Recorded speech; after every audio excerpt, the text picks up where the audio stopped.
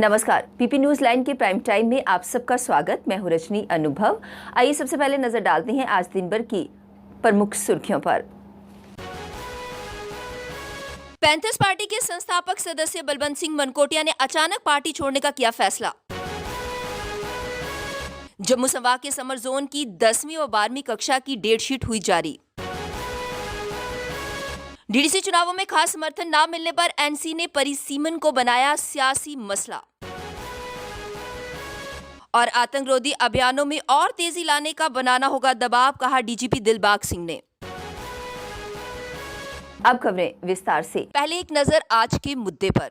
मुद्दा ये है कि जेएमसी जम्मू को स्मार्ट सिटी बनाने का दावा कर रही है, लेकिन गलियों के अंदर इतनी गंदगी है कि मैं मेयर साहब को चैलेंज करता हूं कि बिना बताए आए और सीधा चलकर किसी एक गली में हमें दिखाएं। आप यकीन मानिए कि जम्मू में स्ट्रीट डॉग्स ने गंदगी इतनी फैलाई हुई है कि आप 2 कदम भी गलियों में नहीं चल सकते। इन स्ट्रीट डॉग्स की इतनी प्रॉब्लम है, आने जाने लोगों को ये काट रहे हैं और कई लोग हॉस्पिटल में पड़े हुए हैं। यहाँ से बहुत शोर होने पर स्ट्रीट डॉग्स को ये उठा लेते हैं और ले जाते हैं, लेकिन तीसरे दिन फिर देखो वो कुत्ते फिर वहीं के वहीं होते हैं। आखिर जम्मू के अंदर स्ट्रीट डॉग्स फॉर्म जो बनाया है वो किस काम आएगा, और वहाँ पे कुत्तों को इंतज़ाम करने के लिए, उनको रखने के लिए किसका इंतज़ार है। कोरोना वैक्सीन के टीकाकरण को लेकर अब स्वास्थ्य कर्मियों व फ्रंटलाइन वर्करों में उत्साह बढ़ गया है। मंगलवार को 14,000 से अधिक कर्मियों को टीके लगाए गए। इससे अब तक 73,000 से अधिक कर्मचारियों का टीकाकरण हो चुका है। स्वास्थ्य एवं परिवार कल्याण विभाग से मिली जानकारी के अनुसार कुल 14,007 कर्मचारियों का टीका हो चुका है। इनमें 3,494 स्वास्थ्य कर्मी हैं, जबकि 9,513 फ्रंटलाइन वर्कर्स इसमें शामिल हैं। अब तक 73,934 कर्मचारियों का टीकाकरण हो चुका है। मंगलवार को सबसे अधिक 1,011 स्वास्थ्य कर्मियों को जम्मू जिले में टीके लगाए गए, लेकिन सांबे जिले में अब तक सबसे अधिक 78% और उधमपुर जिले में 75% लक्ष्य को हासिल कर लिया गया है। वहीं कश्मीर संभाग में सबसे अधिक बांडीपुरा जिले में 57% स्वास्थ्य कर्मचारियों को अभी तक वैक्सीन लगा दी गई है।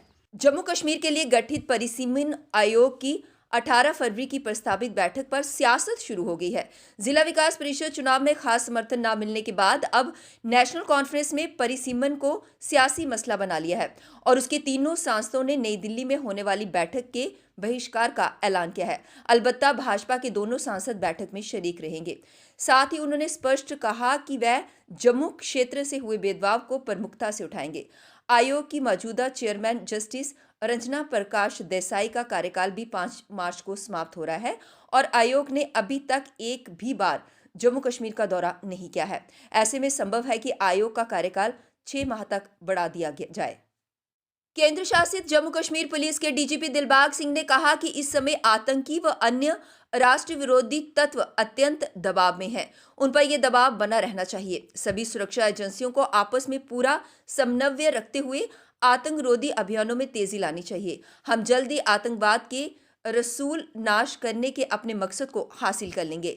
डीजीपी दिलबाग सिंह ने इस समय कश्मीर संभाग के 3 दिवसीय दौरे पर हैं। डीजीपी ने पुलिस अधिकारियों व जवानों की राष्ट्रभक्ति और कार्यनिष्ठा की सराहना करते हुए कहा कि पुलिस ने जिस तरह से अन्य सुरक्षा एजेंसियों के साथ मिलकर पूरे पेशेवर तरीके से आतंकवाद के खिलाफ अभियान चलाए हैं, उसके कारण ही आज जम्मू कश्मीर में हालात एक बार फिर शांत व सामान्य हो चले हैं। इस समय आतंकी व उनके संरक्षक दोनों ही अत्यंत दबाव में हैं। हमें यह दबाव बनाए रखते हुए आतंकरोधी अभियानों में और तेजी लानी होगी। जम्मू कश्मीर शिक्षा बोर्ड ने जम्मू संभाग के समर जोन के 10वीं व 12वीं कक्षा की डेट शीट जारी कर परीक्षाओं का बिगुल बजा दिया है। कोरोना महामारी के बीच पढ़ाई तो ऑनलाइन हुई है, लेकिन परीक्षाएं ऑफलाइन होंगी, यानी बच्चों को परीक्षा देने के लिए परीक्षा केंद्रों में जाना पड़ेगा। शिक्षा बोर्ड ने परीक्षाएं करवाने की तैयारी भी शुरू कर दी है और ये परीक्षाएं कोविड के नियमों का पालन करते हुए आयोजित होंगी, यानी परीक्षा केंद्रों में विद्यार्थियों के बीच शारीरिक दूरी बनाए रखने के अलावा अन्य नियमों का पालन अनिवार्य होगा। उत्तरी कश्मीर में बारामूला जिले के उड़ी सेक्टर में सेना ने एक घुसपैठिए को मार गिराया है। देर रात पीओके की तरफ से पाकिस्तानी घुसपैठिए भारतीय सेना में घुसपैठ करने की फिराक में था। इसकी भनक लगते ही सेना ने मोर्चा संभाला और घुसपैठियों को मार गिराने में सफलता पाई।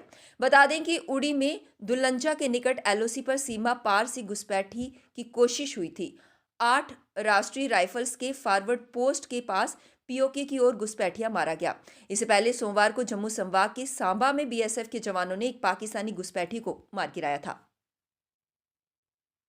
कश्मीर के दूरदराज इलाकों में भारी बर्फबारी के बीच भारतीय सेना की एवलांच रेस्क्यू टीमें हिमस्खलन की चुनौतियों का सामना करने के लिए इस समय हाई अलर्ट पर हैं। इस समय ये टीमें पीर पंचाल के उत्तर में किसी भी प्रकार की स्थिति का सामना करने को तैयार हैं। टीमें दुर्गम इलाकों में लोगों को भी सिखा रही हैं कि आपदा आने की स्थिति में उन्हें बहुमूल्य जानें बचाने के लिए क्या करना है। सेना ने ऐसे कार्यक्रम कश्मीर के बारामूला जिले में किए हैं। ऐसे अभियान आयोजित कर लोगों को बताया गया है कि बर्फ में बचाव कैसे करना है, इसके लिए किन उपकरणों की जरूरत है व बर्फ से निकाले गए लोगों को किस तरह से प्राथमिक उपचार देकर उनकी जान बचानी है। जम्मू कश्मीर की राजनीति में बुधवार को हैरान करने वाला एक बड़ा वाकया पेश आया। Jammu Kashmir national panthers party के संस्थापक सदस्य व 2 बार विधायक रह चुके बलवंत सिंह मनकोटिया ने अचानक ही पार्टी छोड़ने का फैसला कर लिया। मनकोटिया ने पार्टी छोड़ने की घोषणा सोशल मीडिया साइट फेसबुक पर एक वीडियो अपलोड कर की, जिसमें उन्होंने ये कहा कि मैं पार्टी के सभी पदों व पार्टी की सदस्यता को छोड़ रहा हूं। उन्होंने कहा कि हालात ऐसे हैं कि अगर मैं रिजाइन नहीं करता तो हो सकता है कि पार्टी का जो मैटर है वह सड़कों पर आ जाए। उन्होंने अपनी पार्टी के नेताओं व कार्यकर्ताओं से माफी मांगते हुए कहा कि उन्हें उनकी सलाह के बगैर बहुत जल्दबाजी में ये फैसला लेना पड़ा और उन्हें उम्मीद है कि उनके सहयोगी संयम बनाकर रखेंगे। तो इस मौके पे मैं पूरी होशो हवास के साथ मैं बलवंत सिंह मनकोटिया फिर से ये कहना चाहता हूँ कि मैं पैंथर्स पार्टी के तमाम पदों से आज मुक्त होता हूँ और पार्टी की मेंबरशिप से भी मैं आज रिज़ाइन करता हूँ। थैंक यू, धन्यवाद। इस समय राज्यसभा में नेता प्रतिपक्ष गुलाम नबी आज़ाद की सफलता की कहानी भी बहुत दिलचस्प है। डोडा जिला के एक छोटे से गांव में रहने के बावजूद वह जिस मंजिल पर पहुंचे, वहां पर पहुंचना किसी के लिए भी आसान नहीं था। जम्मू कश्मीर के मुख्यमंत्री से लेकर केंद्रीय मंत्रिमंडल तक के सफर में उन्होंने अपने फैसलों से एक अमिट छाप छोड़ी और विवादों से दूर रहकर हर किसी के प्रिय बने। यही कारण है कि प्रधानमंत्री नरेंद्र मोदी ने भी गत दिवस राज्यसभा में अपने भाषण के दौरान उनकी जमकर तारीफ की। अब वक्त हो चला एक ब्रेक का, मिलते हैं ब्रेक के बाद। मजबूती की पहचान ACC cement, messrs Bishandas Jaswal and sons, authorised stockist, ACC cement, 45 transport Nagar, Jammu. Break के बाद बढ़ते हैं अगली बड़ी खबर की तरफ। पैंथर्स पार्टी के अंदर चल रही कलह अब खुलकर बाहर आ गई है। बलवंत सिंह मनकोटिया के इस्तीफे के फैसले को लेकर हर्षदेव सिंह ने सारा ठीकरा भारतीय जनता पार्टी के सर पर फोड़ दिया है। हर्षदेव सिंह ने कहा कि भाजपा पैंथर्स पार्टी को तोड़ने की कोशिश कर रही है। भारतीय जनता पार्टी यही कोशिश कर रही है कि विपक्षी लोगों को किसी भी तरीके से जो है वो तोड़ा जाए, या तो अपने साथ मिलाया जाए या घर में बैठा दिया जाए। अगर बलवंत जी के साथ भी कुछ ऐसा हुआ है, मेरी अभी उनसे बात नहीं हुई है, उनका स्विच ऑफ आ रहा है, मैं बाहर था 4 दिनों से, तो हम उनको कहना चाहते हैं कि हम उनके साथ खड़े हैं। और मैं अपने पार्टी के तमाम वर्कर से कहना चाहता हूं कि भारतीय जनता पार्टी से डरने की कोई जरूरत नहीं है। जब तक हमारे सांस में सांस है, जब तक हमारे दम में दम है, ये लड़ाई भारतीय जनता पार्टी के खिलाफ जारी रहेगी। इफ्को द्वारा आज बाहुफोर्ड इलाके में जरूरतमंद लोगों में कंबल वितरित किए गए। इस अवसर पर भाजपा नेता राजीव चाड़क के साथ इफ्को के अधिकारियों ने बताया कि सामाजिक दायित्व निभाते हुए इफ्को जरूरतमंद लोगों की मदद करता है और उसी के तहत सर्दियों के मद्देनजर लोगों को कंबल वितरित किए गए हैं। ये जो गरीब लोग थे, जो सर्दी में ठिठुर रहे थे, ऐसे लोगों की सहायता करके उनको कंबल वितरित किए हैं। इफ्को जैसी सहकारी संस्थाएं जब जब भी देश पर आपदा या कोई इस प्रकार की विपदा आती है, ये सबसे सामने आकर यानी प्रथम पंक्ति में खड़े होते हैं। इनके लिए हम आभार प्रकट करते हैं कि इन्होंने इस प्रकार के जो प्रधानमंत्री कोष में या जब श्रीनगर में 2014 में ये सारा हुआ, उस वक्त भी इफ्को ने बहुत सी सहायता जो थी जम्मू कश्मीर की हम इनके 2010 में केंद्र सरकार द्वारा कश्मीरी पंडित विस्थापित युवाओं के लिए जारी किए गए रोजगार पैकेज के उम्मीदवारों ने आज प्रेस क्लब जम्मू के बाहर प्रदर्शन किया और सरकार से उन्हें न्यायालय के आदेश अनुसार नौकरियां देने की मांग की। प्रदर्शन कर रहे उम्मीदवारों ने आरोप लगाते हुए कहा कि सरकार को न्यायालय ने भी इन सभी 83 युवाओं को नौकरियां देने के आदेश दिए हैं, पर सरकार द्वारा इसको लेकर अभी तक कोई कदम नहीं उठाया गया। अपना घर बार सब कुछ छोड़कर आए, किस लिए? क्योंकि हमने भारत माता की जय बोली थी और आज हमें उसकी सज़ा मिल रही है कि हमें अपना हक नहीं मिल रहा। हमें अपने हक को लेने के लिए आज यहाँ सड़कों पे रहना पड़ रहा है। हमारा भविष्य क्या है? हमारे बच्चों का भविष्य क्या है? क्या उनको भी 10 साल के बाद यहाँ पर रोडों पे आना पड़ेगा? हमारी कहीं सुनवाई नहीं हो रही थी। मैं हाथ जोड़ से अपने गवर्नर सर से रिक्वेस्ट करना चाहती हूँ, हम्बल रिक्वेस्ट करना चाहती हूँ कि हमारी जो लिस्ट है उसको जल्द से जल्द रिलीज़ कर लिया जाए और एक बार गवर्नमेंट हमारी बात तो सुने। हमने इतनी बार कोशिश की उनसे मिलने की, बट हमें उनसे मिलने नहीं दिया जा रहा। धन्यवाद। जम्मू कश्मीर को फिर से पूर्ण राज्य का दर्जा देने की मांग को लेकर लॉयर्स एजिटेशन कमेटी द्वारा पत्रकार वार्ता का आयोजन किया गया, जिसमें केंद्र सरकार से जम्मू कश्मीर को पूर्ण राज्य का दर्जा देने की मांग की गई। इस अवसर पर AK साहनी ने कहा कि यूटी बनाते समय केंद्रीय गृह मंत्री अमित शाह ने जम्मू कश्मीर को फिर से पूर्ण राज्य का दर्जा वापस देने की बात कही थी, पर अभी तक केंद्र सरकार ने इसके लिए कोई कदम नहीं उठाया है और इसी को लेकर लॉयर्स एजिटेशन कमेटी आंदोलन करने जा रही है।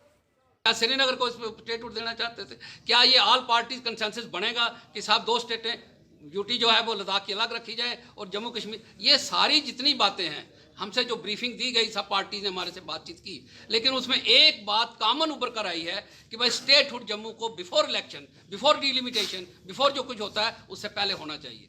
District Congress committee urban Jammu द्वारा आज पेट्रोल, डीजल और रसोई गैस की बढ़ती कीमतों को लेकर विरोध प्रदर्शन किया गया।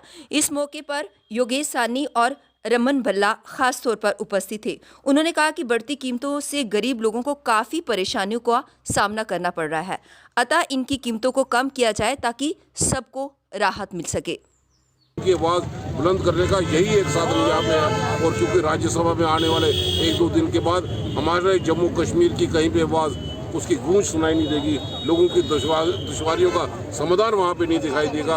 इसलिए हम महसूस करते हैं कि फौरी तौर पे यही आज के 4 एडवाइज़र जम्मू कश्मीर के रियासत के अवाम की जो अस्तवार रियासत थी उसका समाधान नहीं है। लोग त्राही कर रहे हैं, इसलिए जो महंगाई की मार से झेल रहे हैं हमारा आम अवाम, उसके हक की बात को बुलंद करने के लिए सूट बूट वाली सरकार वो नीचे गरीब आदमी जिस ढंग से भ्रष्टाचार जा रहा है उसकी तरफ ध्यान आकर्षित करे और महंगाई को कम। पीपी न्यूज़ लाइन के प्राइम टाइम के आज के इस अंक में बस इतना ही। मुझे और मेरी पूरी टीम को दीजिए इजाजत और आप देखते रहिए पीपी न्यूज़ लाइन। नमस्कार। जम्मू में आई टेस्टिंग की साइंटिफिक और मॉडर्न टेक्नोलॉजी के लिए हमेशा याद रखें जेम ऑप्टिशियंस, जहां पर रखा जाता है आपकी हर जरूरत का ख्याल। Gem opticians with the facility of eye exercise, A scan, biometry, pachymetry और ऑटोमेटेड फील्ड एनालाइजर। और हाँ, हमारे यहाँ बढ़िया क्वालिटी के ब्रांडेड स्पेक्टिकल्स, सनग्लासेस और कॉन्टेक्ट लेंसेज मिलते हैं। आपका भरोसेमंद एक ही नाम, Gem opticians, Gandhinagar. Gem opticians, Nai Basti. Gem opticians, Amphalla. Gem opticians, Trikuta नगर।